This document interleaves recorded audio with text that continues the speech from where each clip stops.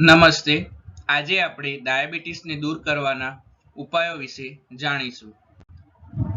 Diabetes એક chronic બીમારી છે જેને પૂરતી સંભાળ રાખીને નિયંત્રણમાં રાખી શકાય છે, પણ તેને સંપૂર્ણપણે દૂર કરવા માટે દાવા કરવું એ વૈજ્ઞાનિક રીતે સાચું નથી. તેમ છતાં જીવનશૈલીમાં પરિવર્તન, આયુર્વેદિક અને ઘરગથ્થુ ઉપાયો, યોગ્ય આહાર અને વ્યાયામથી ડાયાબિટીસ પર અસરકારક નિયંત્રણ મેળવી શકાય છે. આહાર સંબંધિત ઉપાય: દરરોજ ઘઉં, જવાર, બાજરીની રોટલી ખાવી જોઈએ.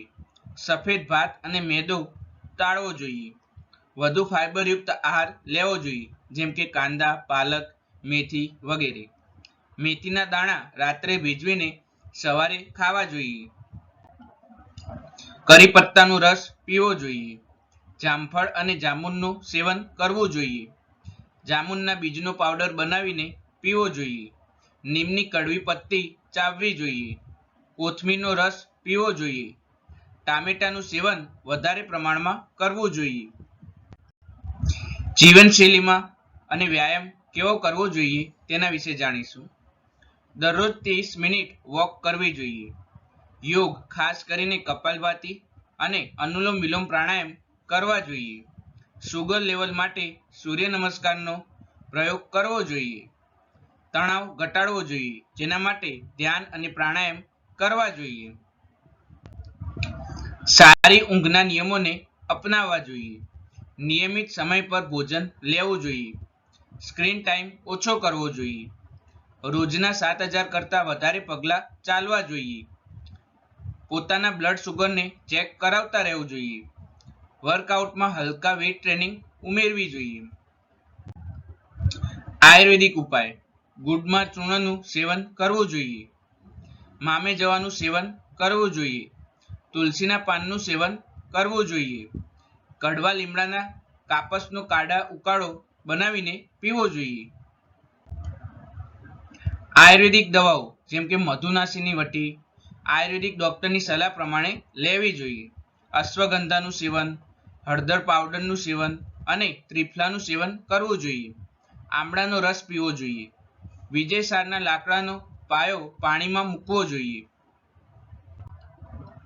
પીણા એટલે કે હર્બલ ડ્રિંક્સ: દારૂ હળદીનો કાઢો પીવો જોઈએ. ઘઉંના જુવારનું પાણી પીવું જોઈએ. લીંબુ પાણી પીવું જોઈએ, પરંતુ તેમાં શક્કર ન નાખવી જોઈએ. અરીઠાની છાલનો કાઢો પીવો જોઈએ. કોથમીર પ્લસ પાણી અને પ્લસ લીંબુનો કાઢો બનાવીને પીવો જોઈએ.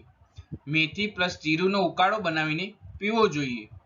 એલોવેરાનો રસ પીવો જોઈએ. સફેદ તુલસી અને કારેલાનું પાણી પીવાની ટેવ રાખવી જોઈએ. કોળા બીજ સાથે પાણી પીવું જોઈએ.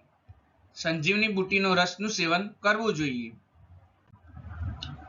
નિયમિત ચેકઅપ અને દવાઓ: HbA1c દર 3 મહિને ચકાસવું જોઈએ. ડોક્ટરના સૂચન મુજબ દવા લેવી જોઈએ. ઇન્સ્યુલિનની જરૂર હોય તો સમયસર લેવું જોઈએ. આપમેળે દવાઓને બંધ ન કરવી જોઈએ. દરેક ભોજન પછી બ્લડ શુગર ચકાસવું જોઈએ. શરૂઆતના સમયમાં પોઇન્ટર અથવા મોબાઈલ એપથી ટ્રેક રાખવું જોઈએ. દર વર્ષે આંખ, કિડનીને ચેક કરાવવી જોઈએ. ચંપલ પહેરતી વખતે પગના ઇન્ફેક્શનથી બચવા માટે દવાઓનો સમય ચોક્કસ રાખવો જોઈએ. ડોક્ટર સાથે ખુલીને વાત કરવી જોઈએ. ભોજન સમયના ખાસ ઉપાયો: ખાવા પહેલા પાણીને પીવું જોઈએ. જમ્યાના 10 મિનિટ પહેલા મીઠી વસ્તુ ન ખાવી જોઈએ. ભોજન ધીમી ગતિએ લેવું જોઈએ. બહુ ભૂખ્યા ન રહેવું જોઈએ. નાના ભાગમાં અનેક વખત ભોજન લેવું જોઈએ. પ્લેટમાં હંમેશા કાચા શાકનો વધારે સેવન કરવું જોઈએ. જમ્યા પહેલા કપાલભાતિ યોગ કરવો જોઈએ. જીરું અને મેથીનો પાવડર ભોજન પછી જરૂર લેવો જોઈએ. ખમણ અથવા ફરસાણને ટાળવું જોઈએ. ફ્રાઈડ વસ્તુઓને ટાળવી જોઈએ. શું ટાળવું? તો વધારે પડતું મીઠું ટાળવું જોઈએ. ડબ્બાબંધ ખોરાકને ટાળવો જોઈએ. કોલ્ડ ડ્રિંક્સ ન લેવું જોઈએ. ફાસ્ટ ફૂડ પણ ન લેવું જોઈએ. રાત્રે 9 પછી ભોજન ન કરવું જોઈએ. ટીવી સામે બેસીને ન ખાવું જોઈએ. બિનજરૂરી સ્ટ્રેસ ન લેવો જોઈએ. ટોબેકો એટલે કે ધૂમ્રપાનનું સેવન ન કરવું જોઈએ. રાત્રિ જાગરણ પણ ન કરવો જોઈએ. ઊંઘનો અભાવ ન રાખવો જોઈએ. અન્ય ઘરગથ્થુ ઉપાય: આમળાની પાંખડી સૂકવીને પાવડર કરવો જોઈએ અને તેનું સેવન કરવું જોઈએ. 1 ચમચી કરેલી મેથી પાવડર ભોજન સાથે લેવું જોઈએ. કાકડીનું સેવન વધારે કરવું જોઈએ. ડુંગળીનું રસાયણનું સેવન વધારે પ્રમાણમાં કરવું જોઈએ. પપૈયાના પાંદડાનું પાણી પીવું જોઈએ. લીલી હળદરનું સેવન કરવું જોઈએ. જમવાની પહેલા કોથમીરની ચટણી ખાવી જોઈએ. બદામ અને અખરોટ વચ્ચેના નાસ્તામાં લેવા જોઈએ. નારિયેળ પાણી નિયમિત પીવું જોઈએ, પણ મર્યાદામાં પીવું જોઈએ. અતિરેક ન કરવો જોઈએ. ઘઉંના અંકુરિત દાણા ખાવા જોઈએ. યોગ અને ધ્યાનનો ઉપાય: ભસ્ત્રિકા પ્રાણાયામ, ઉદ્યાન બંધ, નવલી ક્રિયા, ત્રાટક ધ્યાન, વિપશ્યના ધ્યાન, ઓમ ધ્વનિ ધ્યાન, નાસાગ્ર દ્રષ્ટિ, અગ્નિસાર ક્રિયા, મંદુલા આસન, પશ્ચિમોત્તાનાસન કરવા જોઈએ. પ્રાકૃતિક ઉપચાર એટલે કે થેરાપી: અર્જુન છાલનો પાવડર લેવો જોઈએ. નેત્ર સ્નાન એટલે કે આંખના રોગના નિવારણ માટે કરવું જોઈએ. પગને ગરમ પાણીમાં ડુબાડવા જોઈએ.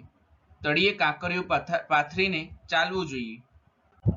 પેચક લક્ષણો માટે ત્રિફલાનું સેવન કરવું જોઈએ, એટલે કે પાચન કરવા માટે. હળદર પ્લસ લીંબુથી પેસ્ટ બનાવીને પગ પર લગાડવી જોઈએ. ચિંતા ન કરવી જોઈએ. પૂરતી ઊંઘ લેવી જોઈએ.